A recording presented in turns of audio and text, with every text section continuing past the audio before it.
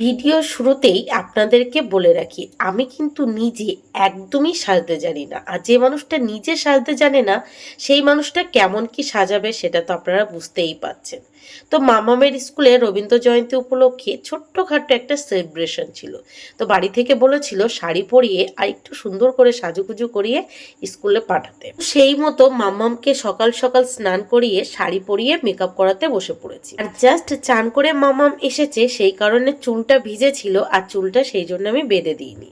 তো সবার প্রথমে মামামের মুখটা খুব ভালোভাবে ক্লিন করে হিমালয়ের বেবি ক্রিমটা ম্যাসেজ করে লাগিয়ে নিয়েছি। তারপর ফাউন্ডেশন অ্যাপ্লাই করছি। আমি এখানে ম্যাক্সের ফাউন্ডেশন ইউজ করছি। আর আমি যখন এই ফাউন্ডেশনটা কিনেছিলাম, দোকান থেকে আমাকে বলেই দিয়েছিল এটা বাচ্চারা অ্যাপ্লাই করতে পারবে। এর আগে অনেক কবার আমি মামামকে এটা মাখিয়েছি, কোনো রকম র্যাশ বার হয়নি। আর এটা মাখার পর মুখ কিন্তু একদম ন্যাচারাল লাগে, কোনো রকম যে মেকআপ মুখে লাগানো হয়েছে সেটা কিন্তু বোঝাই যায় না।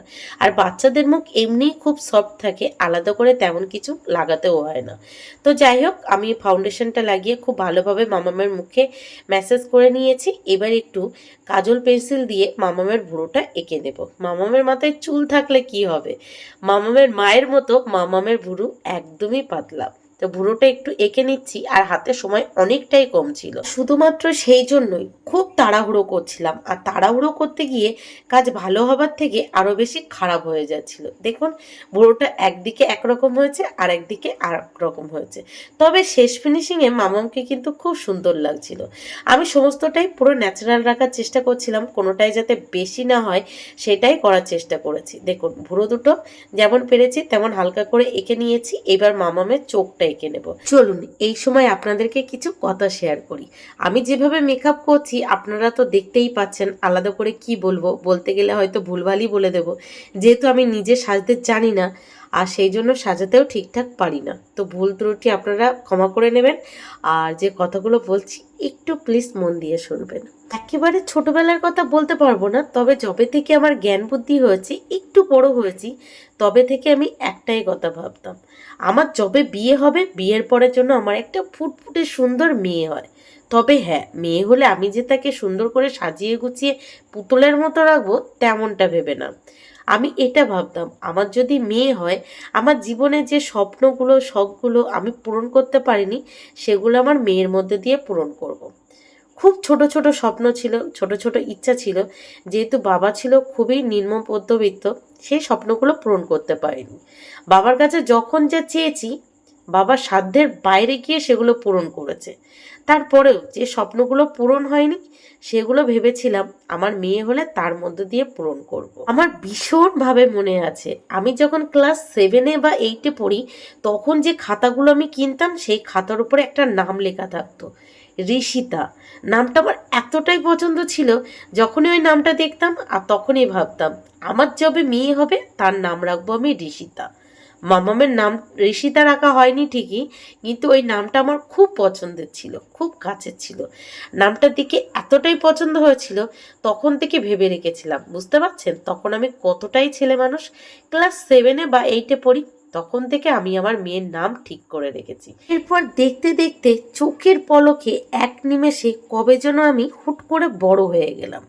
2012 সালের ফেব্রুয়ারি মাসে আমার বিয়ে হয়ে গেল। বছর ঘুরতে না ঘুরতে 2013 সালে 28শে এপ্রিল দুপুর 3টের সময় মামা মামার কোলে এলো। একদম অন্যরকম অনুভূতি, যে অনুভূতি ভাষায় প্রকাশ করা যাবে না। এটা প্রত্যেকটা মেয়ের কাছে একদম অন্যরকম অনুভূতি। যে মেয়ের জন্য আমি একদম ছোটবেলা থেকে অপেক্ষা করেছি, ফাইনালি সেই মেয়ে আমার কোলে এলো। হঠাৎ করে চারিদিক কেমন যেন থমকে গেল। কিভাবে যে ডাকবো মামামকে, কিভাবে যে ওকে টাচ করব, কি বলবো, কিছুই বুঝে উঠতে পারছিলাম না। তারপর কিছুক্ষণ পর আস্তে আস্তে ফিলিংসগুলো ফিরে পেলাম। সে যে কি অনুভূতি ছিল, এটা প্রত্যেকটা মেয়েরই হয়। প্রথম যখন মা হয় তার একটা আলাদা অনুভূতি। যেই মেয়েটা বিয়ের আগে একটা ইঞ্জেকশন লাগাতে ভীষণ পরিমাণের ভয় পেত, সেই মেয়েটা সিজারের যন্ত্রণা ভুলে এক নিমেষে উঠে বসে পড়লো, শুধুমাত্র মেয়েকে কোলে নেবে বলে। সে যেন এক অন্যরকম অনুভূতি। মামা সিজার করেই হয়েছিল। সিজারের যন্ত্রণা এক নিমেষে ভুলে গেছিলাম যখন মামামকে আমার কোলে দিয়েছিল। তারপরে ছোট্ট ছোট্ট হাত, ছোট্ট একটু মুখ, মাথা ভর্তি চুল, চোখগুলো পিটপিট করে তাকানো, আজও ভুলতে পারি না, আজও মনে আছে। প্রথম মা হওয়ার যে অনুভূতি কোনো মেয়ে কখনো ভুলতে পারে না। জানি না আজকে কোথাও গিয়ে মনে হয় যে আমি হয়তো অনেক তাড়াতাড়ি ভগবানের কাছে অনেক বেশি কিছু চেয়ে ফেলেছিলাম, তার জন্য হয়তো ভগবান, থাক আজকে আর নাইবা বললাম। তো যাই হোক, দেখুন আপনাদের সাথে কিছু কথা শেয়ার করতে করতে মামামের মুখের সাজগোজ একটু হলেও হয়ে গেছে, আর এদিকে চুলটা বেঁধে নিচ্ছে। আর মামামের চুলটা এতটাই বেশি বড় হয়ে গেছে, বাদ দিকে খুব প্রবলেম হচ্ছিল, আর এতটাই তাড়াহুড়ো করছিলাম পুরো গোলবাল পাকিয়ে যাচ্ছিল। দেখুন, তো যেমন পেরেছি তেমন করে এই যে খোপাটা বেঁধে নিয়েছে, আর চারিপাশে যে বড় বড় চুলটা আছে সেটা চারি সাইডে এভাবে ঘুরিয়ে নিচ্ছি, কারণ এরপরে এখন আমার দুষ্টুকে রেডি করাতে হবে।